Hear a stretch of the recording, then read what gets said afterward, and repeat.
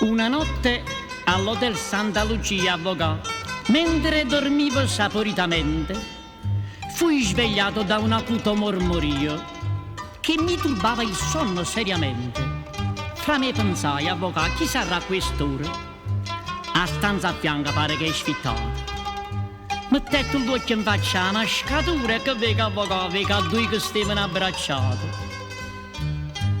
Quando era bella, lei una biondina, tutta scurnosa forse per l'attesa, dissero vecchio sotto all'ottantina, sicca che pellecchia appesa. Telefonaio, subito al portiere, pronto? Onde scusate, a stanza 7 chi ci sta? 2 freschi sposi giunti questa sera, e buonanotte è meglio gli accuccò.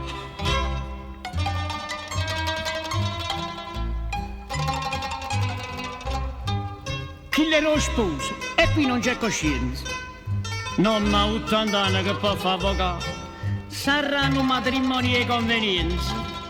Che se fai urne è meglio che a cuccà. Mi misi a letto, freddo come la neve.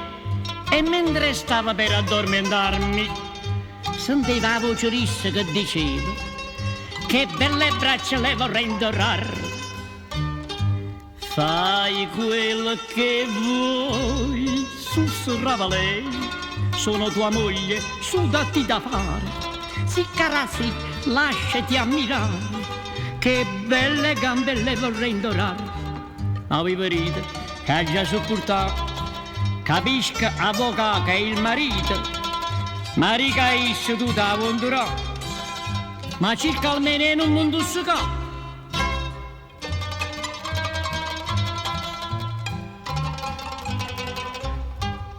I connotati, chi sa può scordare, senza trovare un tantino di riposo.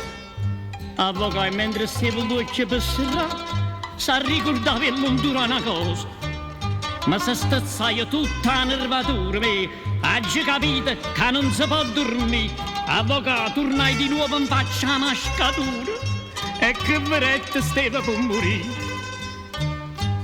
Tutta svestita, lei quasi svenuta, che bella mascatura chiara chiara, disse vicino come una loccuta, che belle forme le vorrei indorare. Non ne potete più, avvocato, voi mi capite? Bussai la porta in brutte condizioni. Chi siete, che volete voi a questa